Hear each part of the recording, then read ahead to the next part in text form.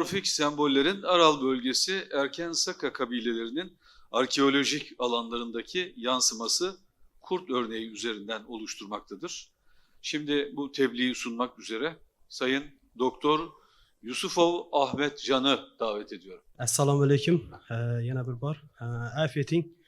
Özbekçe söylüyorum. Slaytta Türkçe geldirir. Hürmetli konferensiya rahbarları, hürmetli muhtaram alimlar, aziz mehmonlar, janoblar va xonimlar. Sizlarni bugungi Türk dünyasida Bozkurt mavzusida bag'ishlangan xalqaro ilmiy amaliy konferensiyada chin dildan qutlab, samimiy hurmat va ehtiromimni izhor etaman. Ushbu anjuman turkiy xalqlar tarixiy merosini yuksak ramzi bo'lgan Bozkurt timsolining tarixiy ildizlari, siyosiy madaniy mazmuni ve zamonaviy turkiy makonda tutgan o'rnini puxta ilmiy asoslar bilan o'rganish uchun tashkil etilgani bilan alohida ahamiyatga ega. Bozkurt obrazining asrlar davomida turkiy dunyoda ozodlik, mustaqillik, chidamlilik va strategik birlik timsoli sifatida shakllanganligi bugungi kunda ham katta ilmiy va madaniy qiziqishlar uyg'otmoqda. Konferensiyaning maqsadi tarixiy manbalar, afsonalar, rivoyatlar, adabiy meros hamda zamonaviy tahliliy yondashuvlar asosida Bozkurt ramzining turkiy dunyo integratsiyasidagi g'oyaviy ahamiyatini chuqur yoritish, ilmiy hamkorlikni mustahkamlash va akademik muloqotni kengaytirishdan iboratdir. Yuqorida bildirilgan fikr mulohazalar, ilmiy takliflar va strategik qarashlar kelgusi tadqiqotlar va turkiy dunyo merosini o'rganishga qaratilgan xalqaro loyihalarni yanada samarali rivojlanishına xizmat qilishini ishonaman.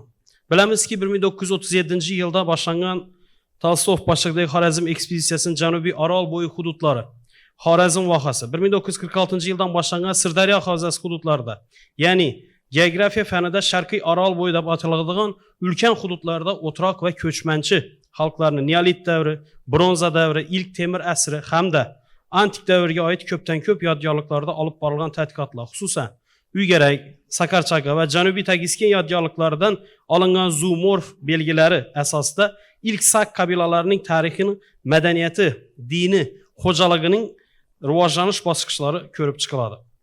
Endi biz bilamizki, xalqlarning tashqi aloqalari, turli elatlarning o'rtasidagi iqtisodiy munosabatlar, O'rta Osiyoning ziraatkor o'troq aholisi va chorvador ilk sak qabilalarining qadimgi tarixiy madaniy jarayonlarda tutgan o'rni, ahamiyati va ko'chmanchilar madaniyati hamda sivilizatsiyalarning o'zaro ta'siri bo'lganliklari bilan birgalikda Markaziy Osiyoning, xususan O'zbekistonning qadimgi davr tarixini bir bo'lagi hisoblangan ilk sak qabilalar tarixini yanada chuqurroq o'rganish jarayonida bo'lgani uchun tanlangan.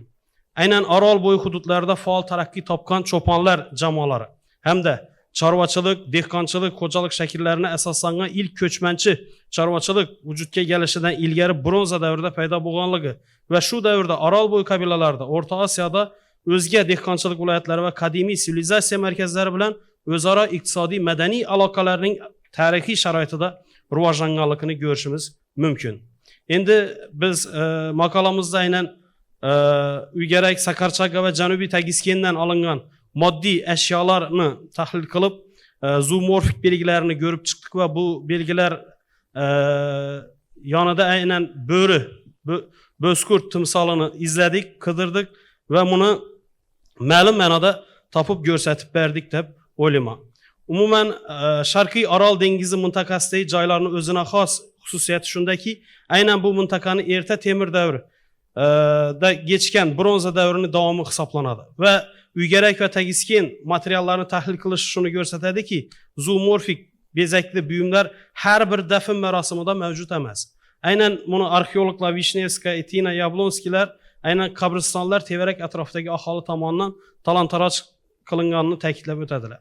Shuning uchun aniq tahlil qilish qiyin, biroq hayvonlarni tasvirlash uslubida bajarilgan moddiy eşyalarning vujudga kelish dinamikasini kuzatishga urinish juda qiziqarli.